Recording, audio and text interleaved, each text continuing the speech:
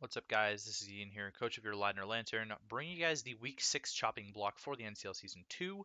If you guys don't know, this is going up right after the Week 5 chopping block, so you'll sort of get some more insight on what happened in Week 3 and 4 there. They're not happening probably ever. I don't think we'll ever go back and do that just because it'll be too complicated anyways. Austin is still out with his jaw thing, and I am taking the series over until he is recovered and he can actually talk like a normal human being. I've actually talked to him, and he sounds a lot like someone who has a ton of gauze stuffed in their mouth. So, granted, that was a week ago, so I don't know how he's improved since then, but I know he's still in a lot of pain. So, I'm doing the recording for him while he is out.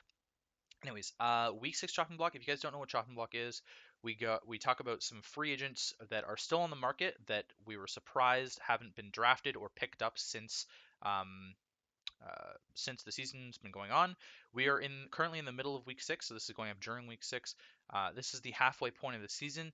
I will also be doing a special video at the end of week 6, so keep an eye out for that. We will sort of be doing a mid-season catch up point sort of thing, like a mid regular season catch up thing in terms of statistics and sort of talking about predictions and stuff like that we had at the beginning of the season.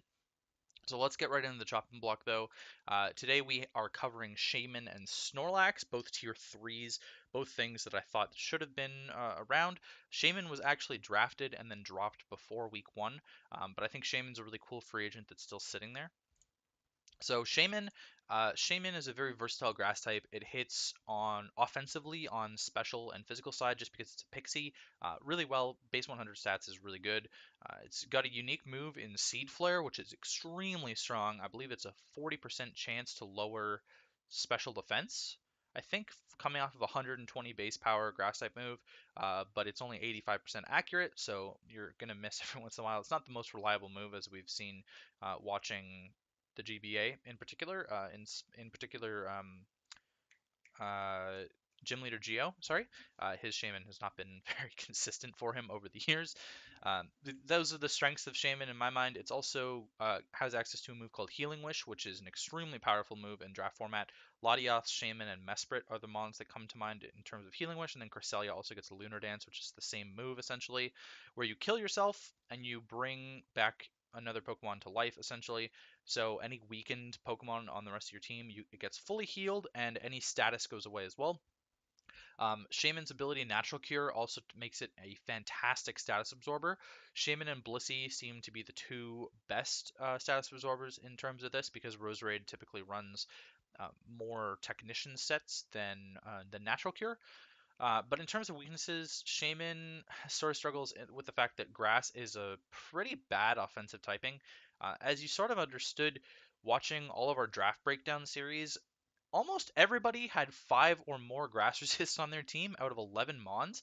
That's pretty bad. So, as much as Seed Flare hurts, a lot of people have really good grass resists. And its coverage on the physical side is really lackluster. You're relying a lot on normal stab and like return frustration, seed bomb with swords dance sets, and most of the time a physical shaman is going to have to end up running natural gift to be able to natural gift fire or natural gift ice, I believe, to be able to hit those flying types, and the steel types is kind of what you're aiming for there. So that's unfortunate there. Now a standard-ish UU or RU set, I think it's Shaman's and RU now. I can't entirely remember. Is a Life Orb set with Timid, Nature, Max Special Attack, Max Speed. Excuse me, Seed Flare, Earth Power, Dazzling Gleam, and HP Fire. Um, you're not really going to see Earth Power and HP Fire together. Normally, Air Slash would be there as the other move, but what are you going to do, right? Seed Flare is fantastic stab. Dazzling Gleam hits the Dragon types that Seed Flare can't hit. Earth Power hits the Steel types, so does HP Fire. It's kind of what they're there for. Generally, you'll either see HP Ice and Earth Power, or HP Fire and Air Slash is sort of the thing there. And there's actually a really cool Z Celebrate set for Shaman that's really neat, like an Omni boosting Shaman set. Unfortunately, it's not nearly as good as Victini or Jirachi because it doesn't have the flinch chance, it doesn't have stored power, and it's a grass type, so it's not really going to hit that hard after a Z Celebrate, especially without a boosting item. Next up on the chopping block is Snorlax. Snorlax is something I'm really surprised wasn't drafted. Cade drafted it last season and then dropped it for Porygon 2, but I believe it went entirely undrafted this season, which is kind of cool because I actually hate playing in Snorlax. Snorlax is a great special wall. Normal is a fantastic typing in the format, being only weak to fighting, and it hits everything bar Steel, Rock, and Ghost. And Steel and Rock you can cover really easily with Earthquake, which is a very spammable move, as we know, because it's got the most kills generally in most leagues. And Ghost is covered by Crunch by Snorlax, which is really cool. So that's what I mean by lots of coverage options. You've also got the Elemental Punches on there. I can't think of anything else off the top of my head, but there you go. Multiple great sets is really cool as well. It's a standout in VGC 2017. I believe Snorlax was the best Pokemon in VGC 2017 because it had a few sets that it could run, although it would typically only run one. In draft format, you're going to see a few, like a Rest Talk Snorlax is fairly common, um, and also the Gluttony Curse set is fairly common. You can also see things like Assault Vest. It's reasonably okay, and like a leftover set as well. So talking about its weaknesses, Snorlax does fit into a 4 moveslot syndrome, especially when it's running the Curse set, the Gluttony Curse set, because you have to have Curse, you have to have Recycle, then you have to choose, and you have to have Normal Stab, and then you have to choose a coverage option, which may not cover everything. Status cripples it, so you're either running with a Gluttony set where Toxic cripples you, or Burn cripples you, or you're running an Immunity set where you're not getting crippled by Toxic, but you're getting crippled by Burn, or you're in a Thick Fat set where, again, status is crippling you pretty hard. Snorlax is not a good utility Pokemon. It is very much so a wall into getting attacks off, and being status is just not good for it. Obviously, it doesn't care about being paralyzed because it's so slow anyways. Base 30 speed is just incredibly slow. But the toxics and the burns are kind of huge, and good fighting stab handles it really well. So there's a lot of really good fast fighting types in the format, fast hard hitting fighting types.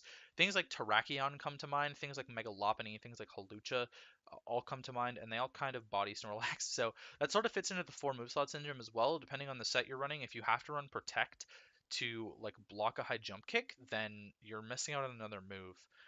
Here is an example of a Snorlax set that I could find. It is a Figgy Berry Gluttony set with max HP, max attack, Adamant, Curse, Recycle, Body Slam, and Crunch. This pretty much hits most things, although again, this fits into the 4 moveslot syndrome.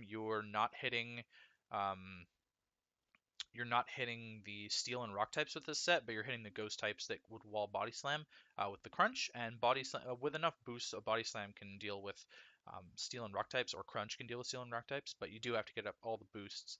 So that is going to be it for the week 6 chopping block, and I will see you guys for week 7.